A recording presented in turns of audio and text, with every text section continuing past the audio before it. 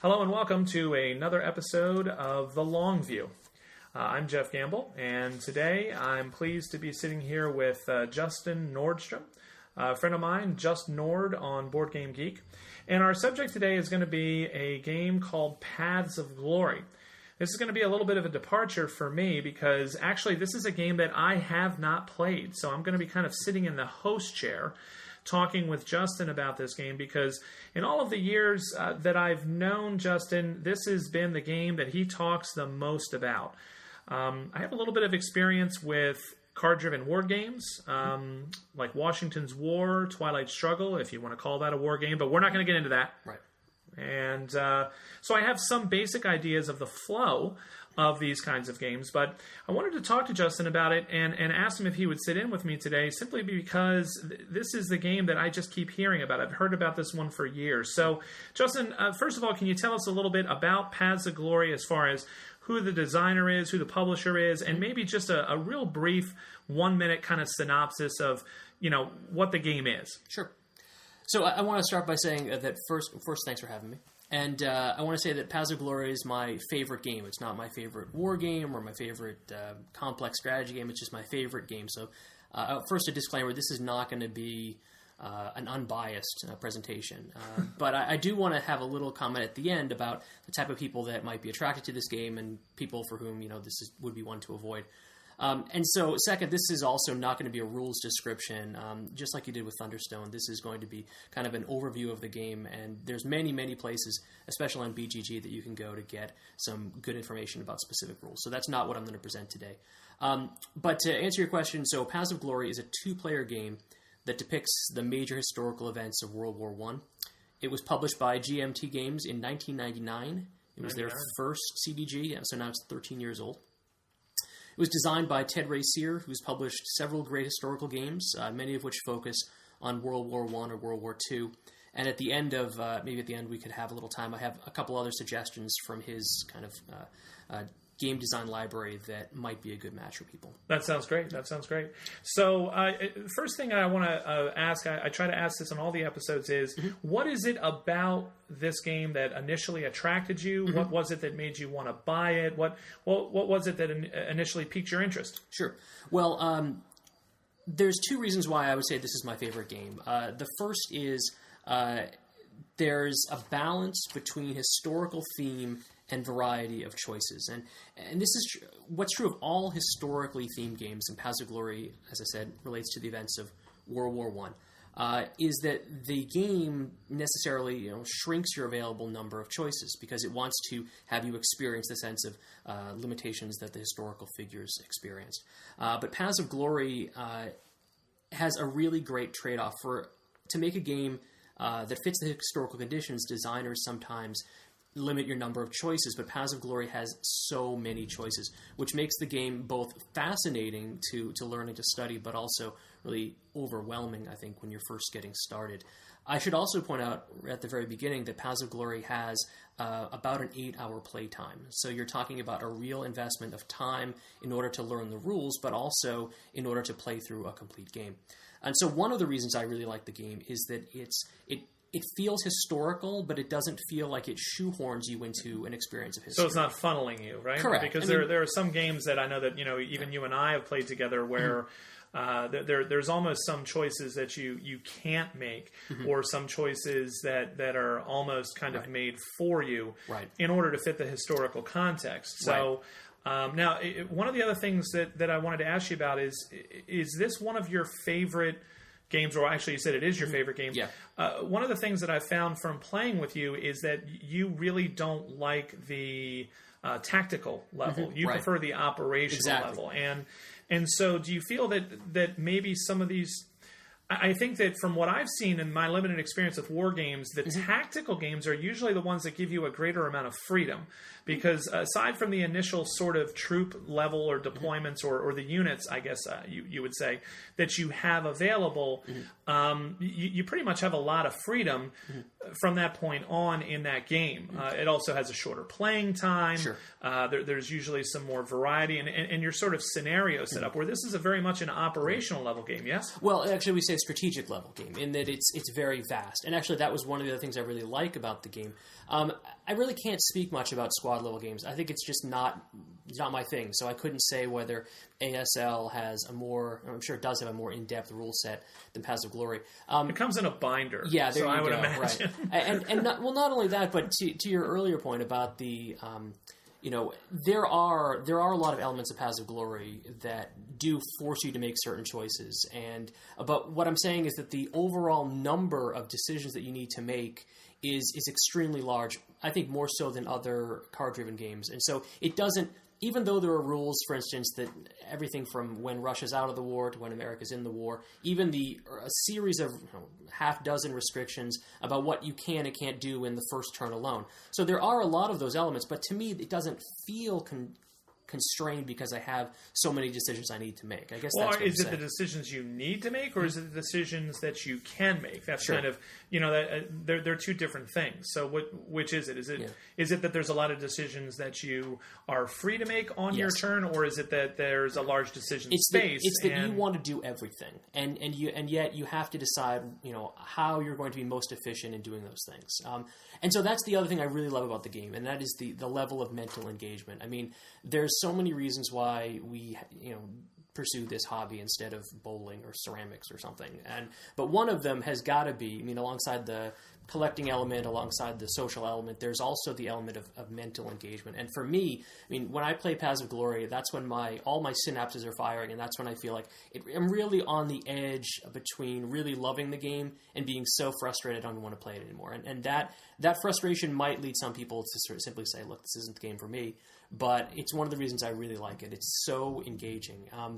And so two quick things. The theme of the podcast here about longevity, I did a little looking here. And as I said, the game came out 13 years ago. And when it first came out, in the first couple of years, it won a lot of awards. So here's the kind of award case for Paths of Glory. It won the 1999 Charles S. Roberts Award for Best Pre-World War II Board Game. This is the significant award for the board gaming hobby. It won the 2000 International Gamers Award, so outside of specifically identified war gamers, it also won an award just overall for best game.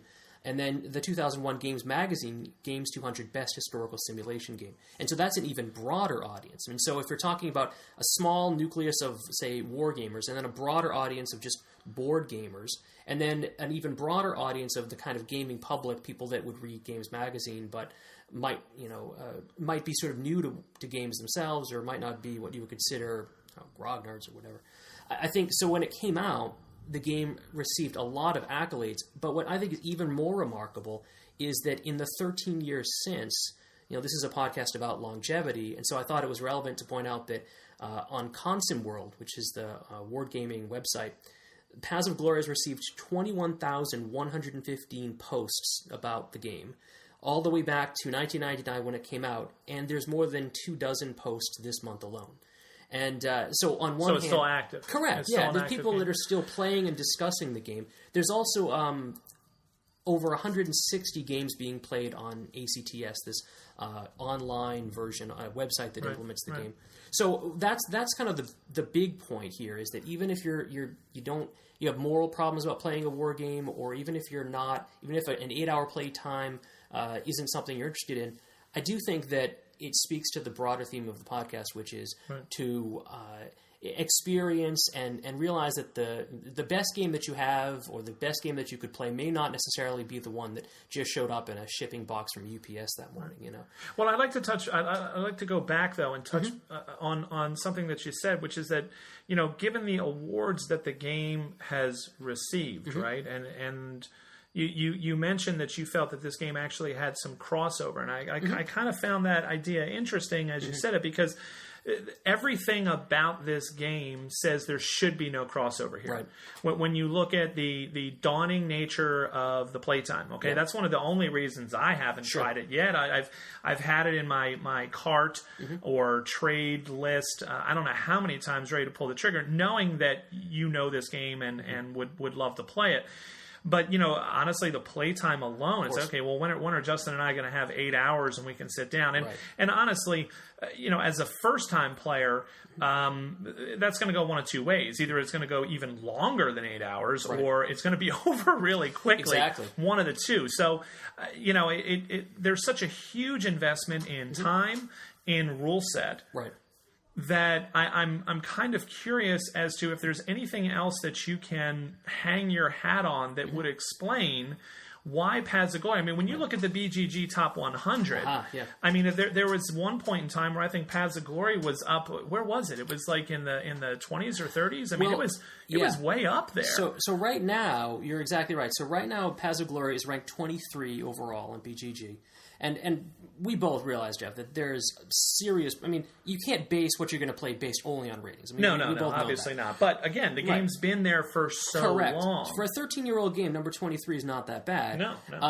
And well, here's what's also interesting. So for the purposes of longevity, there's only 2 other games on BGG that are rated higher than Paths of Glory and that are as old as that game. You want to guess what they are? Games that are older than 1999 that are... ranked better than 23. 1999. You didn't know there was going to be a quiz on your own podcast. I'm thinking, how about El Grande? Because that was 95, yeah? Correct. 1995. I got a little bit of a geek badge it's there. Number 13. And what's the other one? El Grande. This one's even older.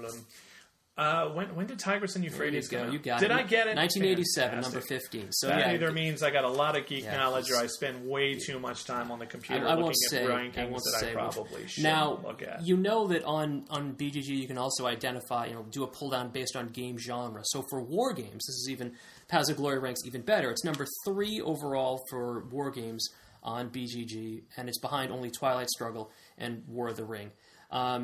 War of the Ring is listed as a war War of the Ring Collector's Edition. And so, so what's interesting here is that, okay, again, we're talking about a 13-year-old game. Mm-hmm. It's received a great deal of press and positive accolades when it first came out. And it also, it continues to be well received today. And, I mean, back to your point about crossover, I don't know why the game is so popular or why it's so well ranked. I wonder if a lot of people see it as a good game because they've played it a few times, but have the same problem that I have getting it to the table. I should also point out that I played this game predominantly online. I'm in an online game right now. Okay. And so an online game could take months or the better part of a year to play.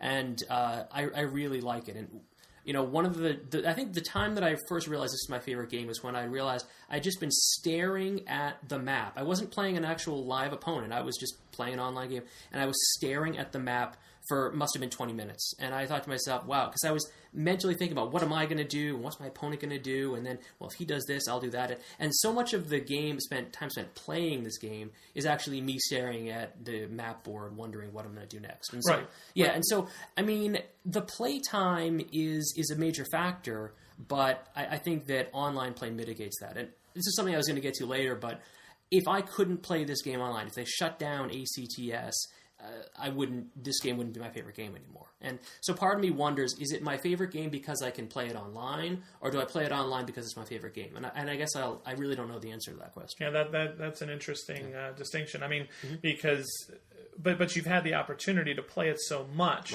that I would tend to think then that if there was something in the game that eventually became stale to you, or became something that you just no longer enjoyed, you would stop playing it, whether you could play it online or not. So I would probably, listening to you talk, I'd probably say that it probably just is your favorite game, and that it's actually fortuitous that you have the opportunity to play it online, because otherwise, unless you go to the WBC and enter the tournament, or unless you have some other friends who are really dedicated, war gamers.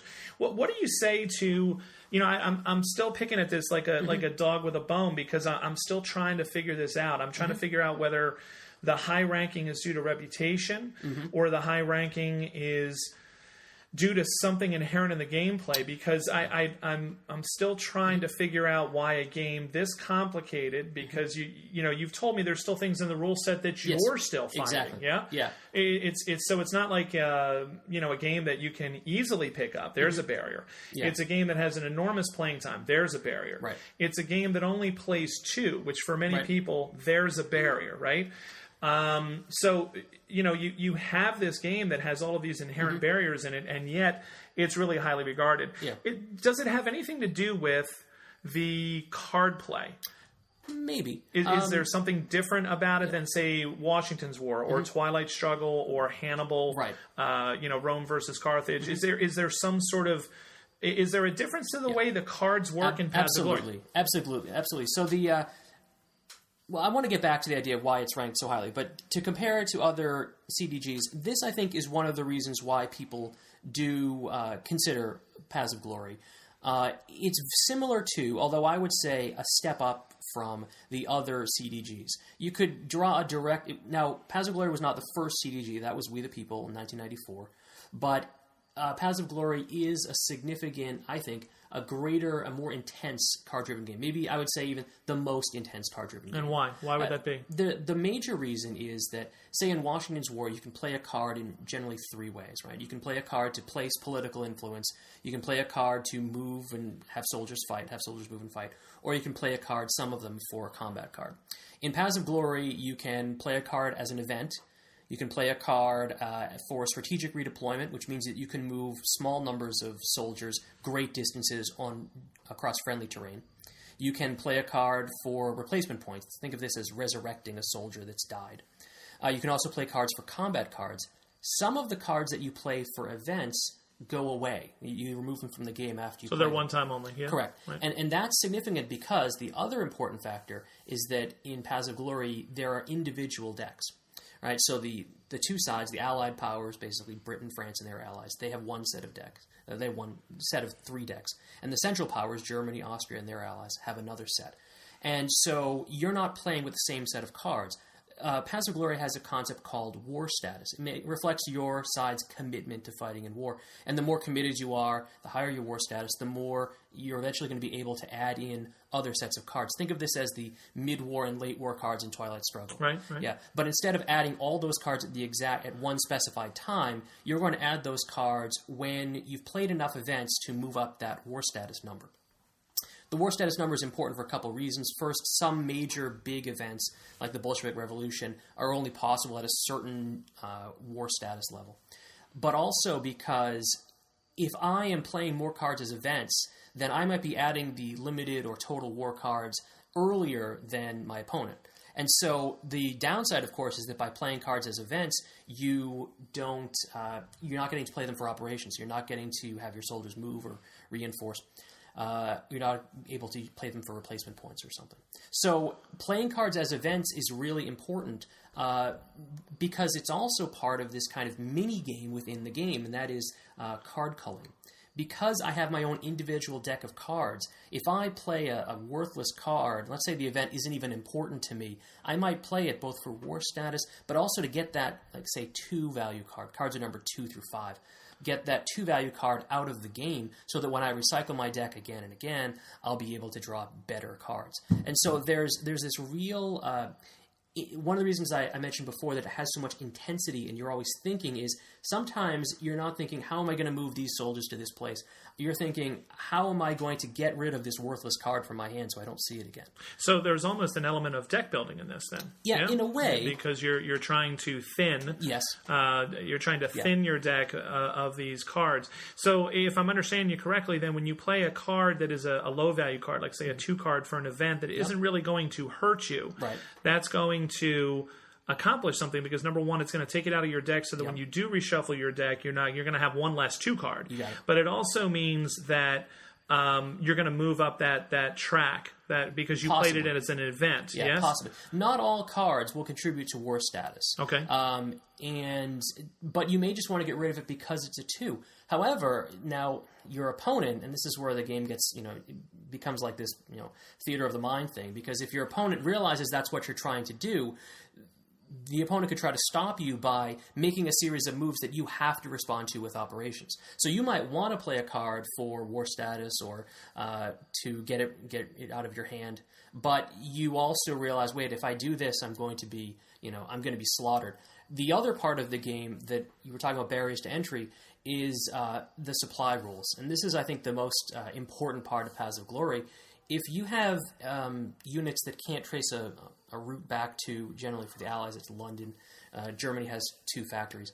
Those units could be cut off, in which case they're removed from the game completely. Most units, if they die in combat, can be recreated through replacement points. And that is a major part of the game, is knowing the supply rules, which can be very unforgiving. So I think you're right that there's a lot of barriers to this. If you've played and you feel like you are an intermediate level Twilight Struggle player, you could pick up Paths of Glory very easily. There was just a comment this past week on BGG about whether Paths of Glory was complicated or whether it was a difficult game. And my answer to that is yes, it is. It's not difficult to understand the basic mechanics of the game. But again, you mentioned this point I was just about to bring up, which is if I played the game, I think 25 or 30 times, and I forgot this one rule, which had to do with which armies could attack into the Near East, around Turkey. And I had spent so much time moving my forces there, and then I realized they couldn't even attack where I wanted them to go. And it didn't ruin the game for me, but I had invested so much that my opponent was just able to trounce me. So there's a lot to keep in your head. And this gets back to online play, because if I couldn't play this online and I had to relearn the game more or less from scratch every 6 months or year that I picked it up, I would never play it. So being able to have access to opponents, and it's not just being able to play it online, but having a community of almost 200 people that play it regularly and that you can find an opponent pretty easily, that's a big part of the game for me. Okay, all right. Well, I appreciate that. So, again, we're back to the complex game, difficult rule set, in that there's a lot of exceptions, yeah? Yes. But there's a large decision space now, and then you have this game within a game, right. sort of... you have this game within a game going on right. while you're playing, while you're trying to manage your deck, while you're also managing the map. Yeah. So instead of me trying to puzzle out and parse through what it is that makes the game popular, when everything I'm hearing you say would lead me to believe that it wouldn't be, right. How about we move to what it is you think sets this game in particular apart from not just other card-driven games, but other games in general, because, when you do look at the general rankings, right. the games rank very highly. Yes. So what is it that you feel makes it special, that it does so much better or differently than any other game that, we've mentioned, cursorily or any other game that you can think of? What is it about it that would do that for you? Well, I think, ironically, all of the reasons that make it difficult to access, that make it difficult for a new player to pick up the game and just start playing, could also be one of the selling points, which is it is a cerebral experience. One person on BGG compared looking at the initial setup map and feeling like you're about to take an accounting exam. And now that's not usually a selling point. But if if you want a game that is mentally engaging to the extreme, I think that it is a downside, but not every game can be, my 4-year-old's, Candyland. Right. There has to, that level of engagement is both, I think, a disadvantage, but also a strong advantage of the game. So it sounds to me as though, after listening, this is the second time that mental engagement has come up with you. And I think I understand where you're coming from with that. I feel very similar about Dominant Species. Right. Dominant Species is a game that I can play. Hopefully we're going to be talking about it soon. I'm pretty sure Jesse would like to work with me on that one. Dominant Species does the same thing for me, where I can spend an awful lot of time just sort of staring at the board state and trying to consider all of the things that might happen, knowing full well that there's a whole lot that I'm just not going to be able to predict. And it's not just about those cards in Dominant Species. It's about your other players and the unpredictable nature of what the other players are going, to do or consider or try. And just the sheer number of decisions. You mentioned that as well. The sheer number of decisions that are available to you. Having not played Paths of Glory, but that comes to mind, as a game that has a little bit of a parallel, which is also doing quite well in the rankings, considering the fact that it is, according to some people, not very attractive. It's a long game. It's got a decent amount of chaos thrown in there. pretty elegant rule set, but not the easiest game in the world to pick up. And so I wonder if there is something to that mental engagement, because quite honestly, by the time I'm done playing Dominant Species, there is a point to what I'm trying to say. No, when I'm done playing Dominant Species, I'm wrung out. Right. I sit back, whether I've won, whether I've lost, and I feel not just mentally drained. I often feel emotionally drained. I feel just like completely used, like a washcloth that's been just wrung out because I've that game to me. Tell me if this is the way Paths of Glory is for you. That game to me is when I'm playing that, I am literally. It's what I call a stander. It's a standing game. It's a game where I really can't stay in my seat. I find myself standing, looking over that board, and I have been staring at that board for 2.5 to 3.5 hours. Right. Just intently. My attention doesn't waver whether it's my turn or not. Right. And that's the other reason I brought up Dominant Species.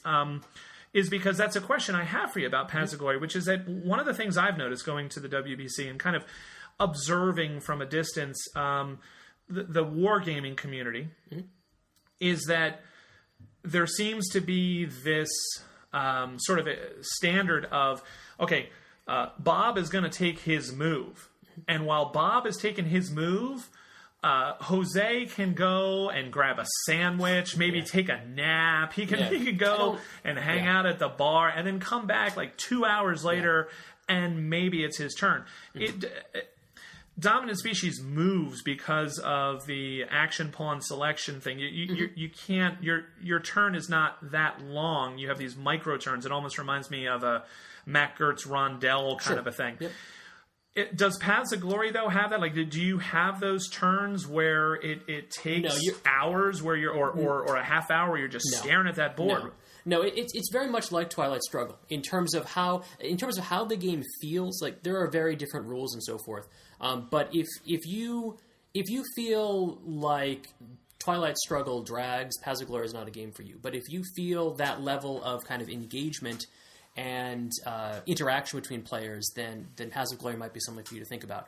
No, I'm not aware actually of any real downtime. Someone might be thinking or whatever, but the turns do feel like they're moving along. Okay. And no, I really, I'm glad you brought up Dominant Species, because it was a question I was going to ask you, and that is, I was trying to remember back to when I first started playing Paths of Glory, and I'm wondering how good we are as players in predicting whether a game is going to stand the test of time or not. Because when I first played Paths of Glory, I didn't think it was anything amazing. I remember feeling overwhelmed and feeling like, okay, this is... I'm glad I played it once, but I'm not really looking to play this again. And it actually took... I played it face-to-face, and then I played it again online. And playing it online was what made me feel like, wow, okay, I could...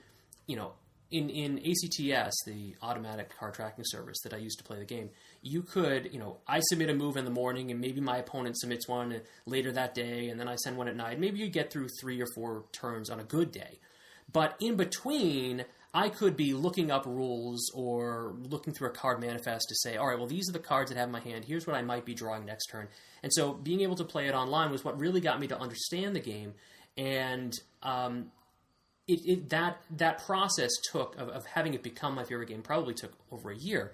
And, so... Do you think it has anything to do with the fact, though, that when you're playing face-to-face, I don't know how you feel about it, but like when I'm playing a game face-to-face, if I begin to take a little bit long on my turn, I feel pressure. Whether or not I should or not, it's a whole nother ball of wax. Right. But I feel that kind of internal pressure of I really need to make a decision here. Mm-hmm. So do you think maybe it helped you playing online where you had unlimited time? Yes, there was no one staring at you and kind of giving you the eye roll or the sighs when you would reach for something and then pull your hand back and like, oh God, here we go again. It's when there's a disparity. If your opponent's taking an hour to make a move, you don't feel bad taking an hour. But if your opponent's making a move in 10 seconds, then you do feel badly. And this is actually one of the bigger problems with Paths of Glory. And this would be true, I think, of many games, but especially of card-driven games. If you know the deck better than your opponent, you're going to win most likely. I mean, there's an element of luck in all of these games, but in general, if you're an intermediate or advanced player, you have to approach the game very differently. There's very little handicapping that goes on here. Mm-hmm. You have to basically play in a very different way, and maybe this is a topic for another episode, but you have to play in a very different way. And what I think is great about Paths of Glory is when you have two equally matched people. Now, it could be two people that have just sat down, that have never seen the game before. I think they could have an okay time. It could be two ultra-advanced players, and they'll have a good time. But if you have a mismatch, you're going to have some problems. And this is one of the reasons, quite honestly, why I haven't picked it up yet, because you've told that, or you've said that, rather, to me. Right. In the past, and said, I'd be happy to teach it to you, but there's always that kind of, segue into, and you're not a cocky or arrogant guy. So I understand that what you're saying is the experience factor really pays off in that game. But going back to your original question, though, about, are we as gamers, how good are we at predicting long-term success of a game? Honestly, I would say, based on my experience, my answer to that question would be this. If you've played a lot of games, you get much better at, right out of the gate, having a feeling whether or not a game is going to stand the test of time. Mm-hmm. I'll give you a perfect example. Santiago de Cuba, if I'm saying that right. I hope I am. Oh, yeah. Santiago de Cuba is a really neat little Euro game based on the Cuba family that is Cuba, Havana, and now Santiago de Cuba. And it has a little bit of a variable board setup. It has, some its own little kind of market sort of economy a little bit. It's not really it's kind of a bit of a pick up and deliver. Mm-hmm. It's a totally fine game. The first time I played it, I thought, this is decent. Mm-hmm. And that's kind of where I stopped. I mean, there's nothing wrong with that game. It's a good design. I applaud the guy the person who designed that. It's a solid game, and I've kind of come to find that there's a lot of games that I consider solid. Mm-hmm. And what I consider solid is a game that is tight in its mechanics, a game that works very well. It's almost like you lift up the hood of Santiago de Cuba, and there's a really nice little engine under there. Mm-hmm. It's not a behemoth, right? But there's a nice little engine. There's some interesting decision points. However, all that being said, I knew within the first couple of plays, this was not going to be a game that, for me at least, was going to stand the test of time. Right. And so I think I've gotten better at picking out games that I think are winners. I remember, again, not to belabor the point because that would be a whole nother episode, but when I first got Dominant Species, my first playthrough of that game, I knew the moment I played that game that I thought, this is one that's going to be around for a while. Sure. And on the flip side of that was my huge anticipation of Urban Sprawl. Mm-hmm. And I'm just, I can't wait for this. This is going to be awesome. It's the same guy that did Dominant Species. And Urban Sprawl is a really nice game. It's a good game. But I knew from the first time I played that it was not in the same league as Dominant Species for me. So I think in answer to your question, I think we get better with experience. I think this is why you have so many people who end up feeling very jaded about new games. Yeah. And that might be one of the reasons why I, kind of thought about starting this when I read Jesse Dean's article is that whole idea of, maybe we should be looking at some of these new games that come out and see which ones really are kind of the keepers and which ones we could, maybe play and enjoy, but then, pass along to somebody else. Right. I think it really does depend on where you are as a gamer. Right. Well, and where your opponents are. I mean, I remember from your first episode that you and Jim basically concluded that with Thunderstone, it really depended on the type of opponents you could find and, how you could get something to the table, and that's a big factor. I feel like Paths of Glory is a good game, not in spite of its complexity or in spite of its long rule set, but because of those things. I mean, if suddenly, there was a new game that had a 2-page rule set and, well, I'll actually give you an example. So Ted Racier has designed another game called The First World War, and it's in some ways a similar historical time period, of course, but much more simplistic. And I played it once and don't really care to play it again. And I think that to some extent for me, and maybe this is true for you for Dominant Species, like you feel as if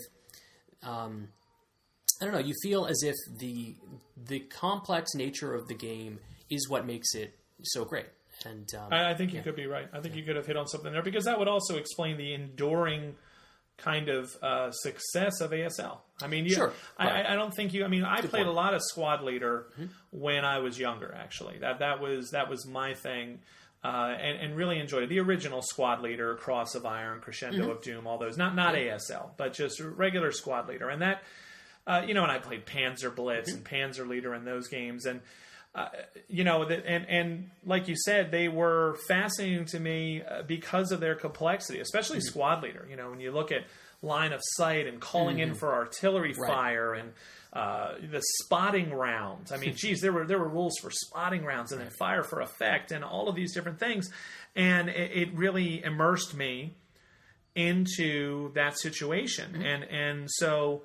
Maybe there is something to that idea that, these games that are super complex, these uber complex games, if you're willing to make the investment in the game. Right. I wonder if that also has something to do with it. It's that return on investment. Yeah. In other words, I have almost nothing invested in learning Santiago de Cuba. I have nothing invested in a game I got for my kids,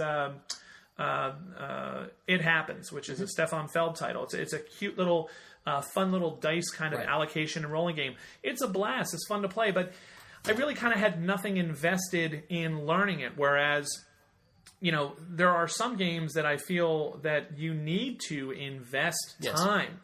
And there are games that I played where I've invested that time and felt I got no return on the investment, and found that ultimately I really wish I had those hours of my life back, But then there are other games that I have played where I feel that I've actually gotten a return on that investment. So if I'm hearing you correctly, you really feel Paths of Glory falls into that mold, yeah? It does, and it's not so much just learning the rules. I mean, for instance, it's not enough to just have memorized the rule book.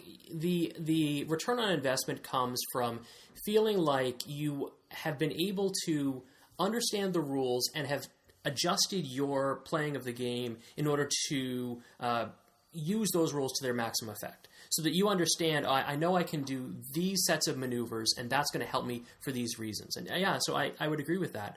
I also wanted to say, one thing I want to be careful, though, is to say that, for me, I don't really think of there being war gamers and other gamers. I just think of wargaming as, Tom Vasel always talks about trading in the Mediterranean, so I'll use that as a genre of games. So there are the trading in the Mediterranean or civilization type games. Right. I just think of wargaming as a particular domain or aspect of gaming. And so I would really encourage, if people are listening and they feel like they want to take on a kind of mental challenge, Paths of Glory, by all means, it's great. The other thing that it has going for it is, of course, the historical simulation. I wouldn't like this game if it was the exact same board, the exact same cards, but it was about cyborgs fighting in outer space. So talk a little bit about that. I mean, what is it? I mean, I know you're a historian. Right. For those of for those people who don't know you, I mean, you're a professor of history for Penn State University. So you have a built-in passion for history. Right. I have a built-in kind of passion for history, something I've always been interested in. But theme is very important. Like you mentioned Tom Vasel. I mean, I don't know how many times I've heard Tom say, if it had a space theme, I'd be all over it, right? But since it's trading in the Mediterranean, not so much, right? Although he consistently resists Merchant of Venus, which Eric Summerer is always trying to get him to play. But I digress. Anyway. The point I'm trying to make is, how important really is that theme to you? Is that something that... Not for every game. It's not important to me for every single game. But I think it's one of the reasons why I really like Paths of Glory. It's like Twilight Struggle, for instance, the cards reference historical people, historical events, and there's, it's a game that makes you feel some of the major choices that the historical figures actually face themselves.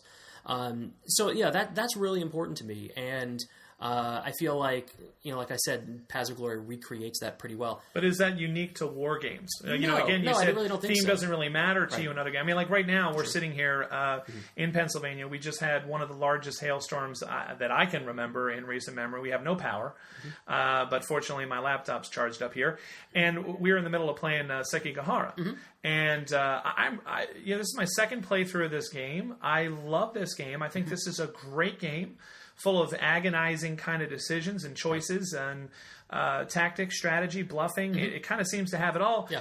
And yet, I haven't finished reading through the historical notes on this.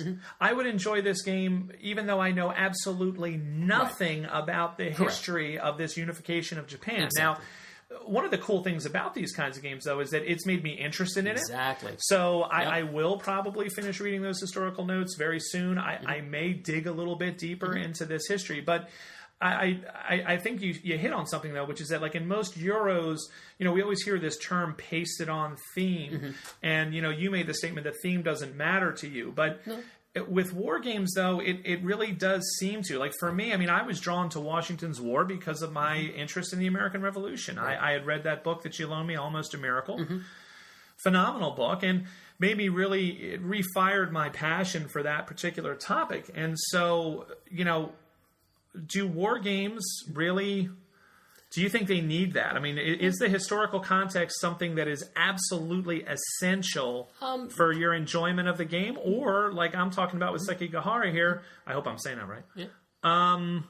I would enjoy it either way. Well, what are your thoughts on that? Well, but two things. First of all, I think there are very thematic games that are not war games. I mean, so we've played 1960, Making of a President, which I know you know your thing, but I find that to be very thematic, and I like that game very much. Yeah, the issues track. Right. I hate the issues track. As for Sekigahara, this is a lot like, I think it's thematically, I think it's a better game, frankly, I like it better than Hammer of the Scots, which is another favorite game. I'm really enjoying it too. But there's a different level of complexity, and I don't say that in a bad way or even in a comparative way, but there's a different level of complexity between this and Paths of Glory, which is still much less thematic than something that's very, say something like Case Blue or something that is very, very a huge monster game. So, I think that in terms of complexity, frankly, Paths of Glory is probably a mid-weight war game, but understanding how to implement those rules is part of learning the game. I think that it's difficult. I think it's harder for a war game to feel like the theme is pasted on. Because even just the map, even the units, I mean, it to me feels just like a different type of gaming that is more thematic. And so again, there can be, strategic games that have nothing to do with conflict that are highly thematic. And there can be war games that are very abstract, or something like Titan. Titan's a science fiction themed game, or Lord of the Rings. I mean, there's no sort of historical relevance there, right? But I think that for historical wargaming, there is that link to history, which is something that I like. Right. Yeah. Right. I did want to mention two other quick points. One was, so I said at the beginning I was going to talk about Ted Racier's other games. He has many, many of them. If you are interested in this style of game we've been talking about, but you're more of a World War II buff, he made a World War II game that's also card-driven, Barbarossa to Berlin. That's kind of considered, I think, the sequel to Paths of Glory. He also has, as I mentioned, the game that I didn't like, the First World War, which is a more basic version of Paths of Glory. There are also two other reprints, or we could call them readaptations, by him that are on the GMT P500 pre-order list. One is 1914, Glory's End, and it covers the Western Front, and then When Eagles Fight, which covers World War I in the East, basically the Russian and Austrian empires. So there are other games. If only one theater interests you, and this is another part of wargaming, it's that you can kind of pick and choose geographically where you want to focus. So, yeah, like you, for example, hate naval games. Don't like them. You will not play a naval game. No, not a big fan of naval Can you combat. give me any reason why, or just... I like boats. I like the grand. Well, you mentioned at the beginning. I just like the grand sweep of history, because I don't like squad level games either. I just and if it's only if a game is focused, like Jutland is supposed to be the best World War I naval game. And even though I love Paths of Glory, it just doesn't interest me. And it's because I like that giant sweep of history. And you like the large scale. Correct, yeah. Now, what about Pursuit of Glory? Was that the same person, or was that somebody different? Great question. No, it was a different designer, but it with I believe with Ted Racier's permission, they re-implemented it. Pursuit of Glory is more recent. It covers primarily the Near East, and that is a part of Paths of Glory, but it's a kind of minor offshoot. And so it's more complicated. Units can have multiple nationalities. That's important for Paths of Glory for combat and activation. So if you love Lawrence of Arabia, you may want to pick it up. But it's I read through the rule book. I even thought about starting a game once, but then I thought to myself, why wouldn't I just play Paths of Glory? I mean, so it becomes. To some extent, having a favorite game that you really love can become difficult because it makes you less inclined to try something new, and I think that's what I fell into with that game. Well, let me ask you a couple other things real quick. One of the questions that I like to try to ask, in all of the rich history of 2 episodes of this podcast so far, although I don't know when this one will air. Anyway, one of the questions that I ask is, I think you've already answered why you think the game has stood the test of time and what you find special and unique about it. But you also talked about the fact that this is a game that's very difficult for you to get to the table other than online. Is this game still in your collection? Absolutely. And, even though you don't have any, live opponents that you can play it with. And then I guess my question would be, why? Yeah. Well, I do think that I would bring it to the WBC. They do run a tournament there. I played it last year. I don't know if I don't know why. I guess I kind of feel, to some extent, if I'm going to play a game online a lot, I feel like I should have it in my collection. And that's just kind of a personal decision that I made, that I feel like I should have that kind of... one, if I could pull it out if someone was interested in playing it, I would have it. I also got the new GMT Deluxe with the fancy map. Nice. But I am going to keep it in my collection, and I guess my reason for it is I feel like if it's a favorite, I should have the game and support the people that made it. So I guess that's my reason for doing it. That's a good reason. Yeah. That's certainly a good reason, because I don't know exactly how the finances and all of that works as far as the ACT systems, and I don't know, what, if any, kind of remuneration that there's not designers get. In fact, ACT is a free service, and they do take donations. So the people that run ACT are just do it on a volunteer basis. The publisher obviously has to give permission, and GMT has done that. And it's a great thing about the hobby that, generally you find that designers and publishers are willing to allow people to do that and develop those things for people like you who, love the game, but, might not have the actual opportunity to play it if you were only able to play it face to face. So I think, that's a good thing, as long as the designers don't feel that the people who own the intellectual property aren't feeling that they're somehow losing out on that. Right. But again, you play online, and I don't think that you're off base on that, because I've kind of discovered that I recently picked up an iPad. And I got rid of some games that I had once I had them on the iPad. And I'm kind of finding now that I wish I hadn't gotten rid of them. Right. It's not that I don't enjoy them on the iPad. As a matter of fact, I think the iPad handles some of the bookkeeping just immensely well, and makes the games play more quickly and possibly even more enjoyably. But there comes a time then when I have a hankering to actually physically take it out, play it, see it, absolutely, and know that it's something that I have, because I think until we get to a point where, as a gaming community, where we have these kind of tabletops that people have been talking about, that the iPad is a huge leap forward. But it's still a small screen. It's still, you're still kind of huddled around and clustered around, or passing it about. And one of the things that I find quite daunting, actually, I've tried a couple of times with you to play some games online, is that I need to see the whole dang board. Right.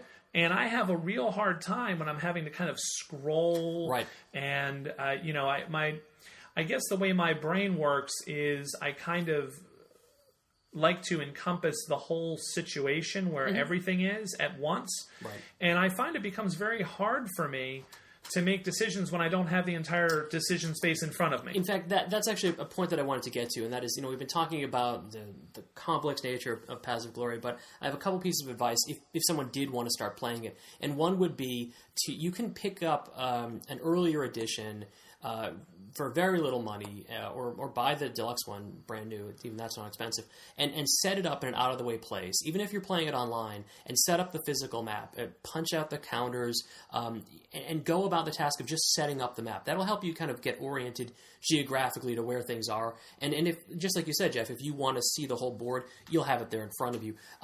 The other thing I was going to say is, one of the things we talked about in the Thunderstone episode was modifications and expansions. And so Paths of Glory is played in different ways. So, for instance, there are several variants. I wasn't aware of that. Yeah, there are. And one of them is actually was created by Ted Racier. It's called the Historical Variant. And that variant, with a few slight modifications, is the one that's played at the WBC. And it's designed to make the game feel more historical, and to make some of the events that are less likely to occur in a regular game, like America's entry into the war or the Bolshevik Revolution, those things happen more often. So there are variants. There's also other variants that I haven't even played. Personally, but I don't think those variants necessarily make the game better. I think that they make the game feel different, and you use different strategies. Vanilla, regular Paths of Glory is still a great game, in my opinion. So that's something to look for. There's also GMT put out a player's aid, which is essentially, think of it like a magazine. It has some strategy articles, it has articles about these variants, and it also has a few new cards and a few new counters. Personally, I don't like playing with them. I don't like the new cards. You can play with them online in the ACTS system, but if one of the themes of this podcast is how you keep things feeling new if a game's 13 years old, it is worthwhile to point out that those things exist. The strategy articles alone in POG are really good. They're really worth reading. So even if you just buy the player's aid for that, you can buy it on Amazon or in the BGG marketplace pretty inexpensively. So that's something to consider if you're thinking about picking up the game, or even if you just want to read more about it. Excellent. So it sounds like this is one that you feel Hasstead.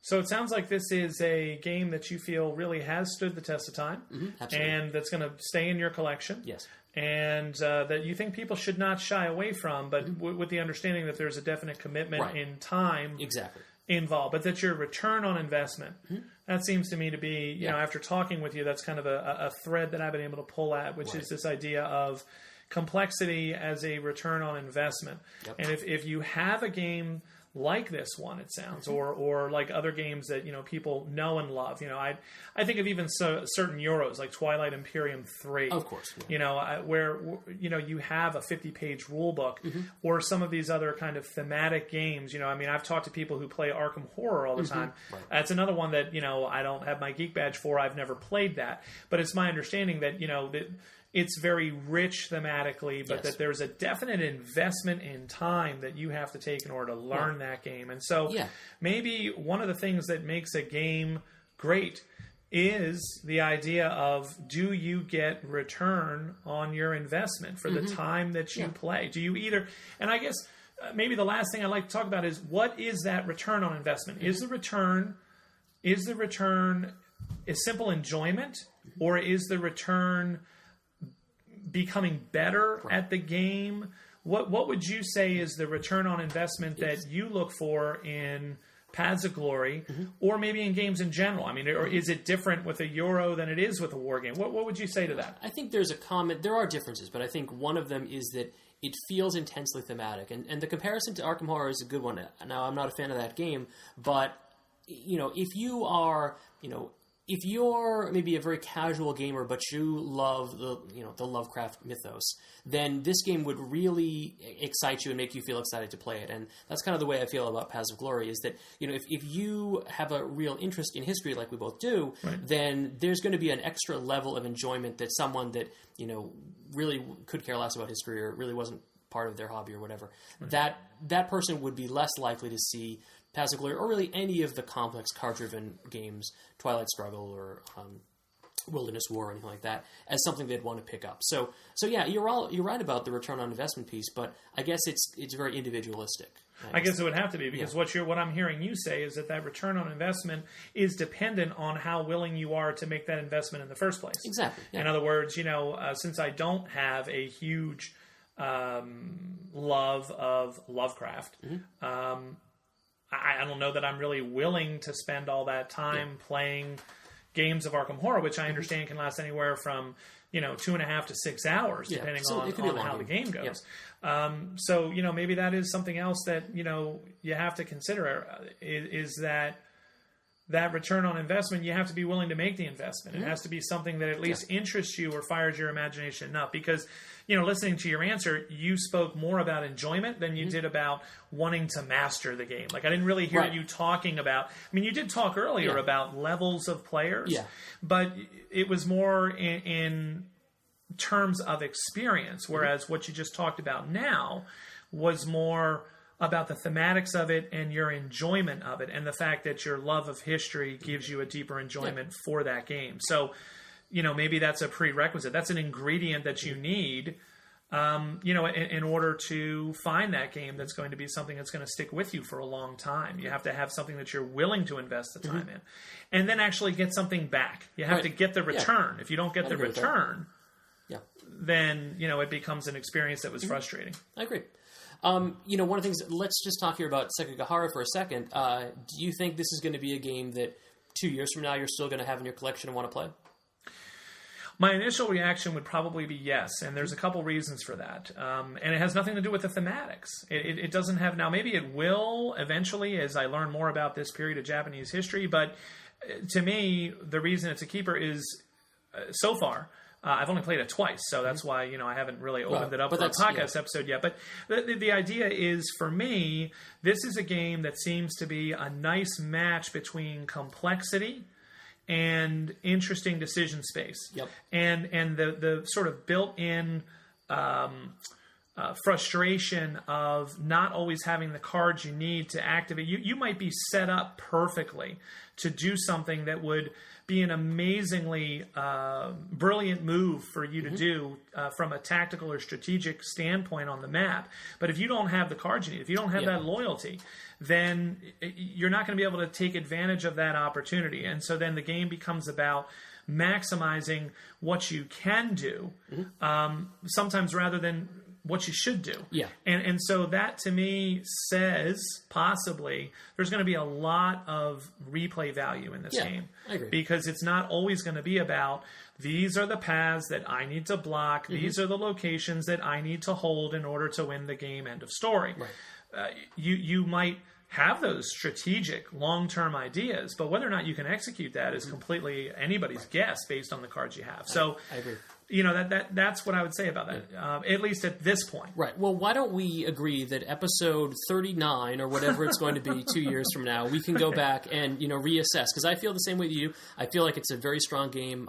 I would I'm looking forward to the power coming back on and playing it more. I'm looking forward to switching sides the next time we get together. Yes, yeah, absolutely. But I'd be interested in that as almost an experiment, because I don't know how, like I said at the beginning, how good we are at predicting what's going to make us happy. Right. I don't know how good we are. And we don't know what's going to come out between now and 2 years from now. Because to me, another strong contender is Strike of the Eagle. I mean, I've played that game a few times, and boy, I really enjoy that game. I think that game is just amazing. For a number of different reasons. But again, is that something that's going to stand the test of time? Who knows? That's part of the purpose of the podcast. Right.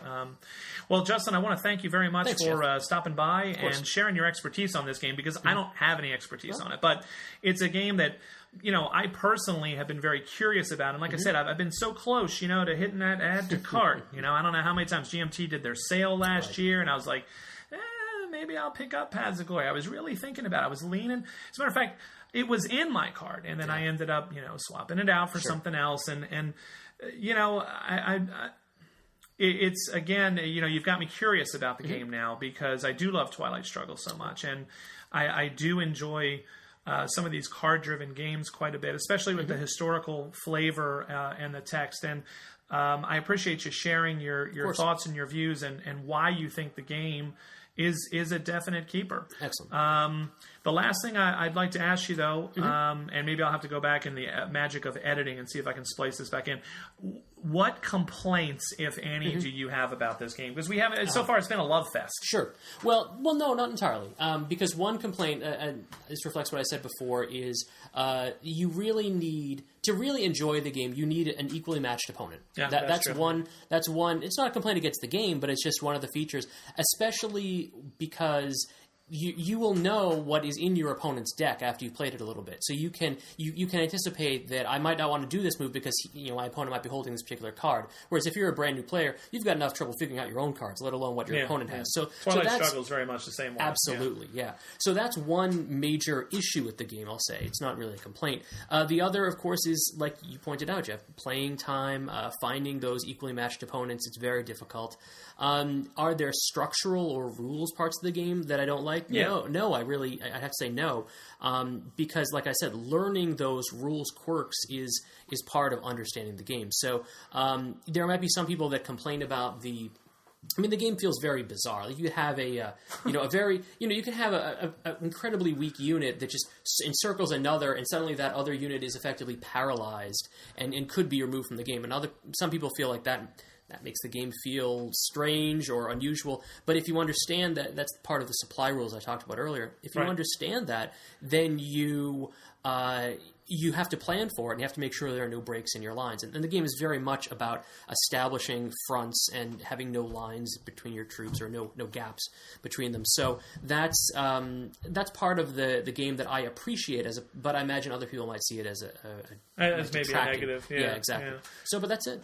Okay. All right. Excellent.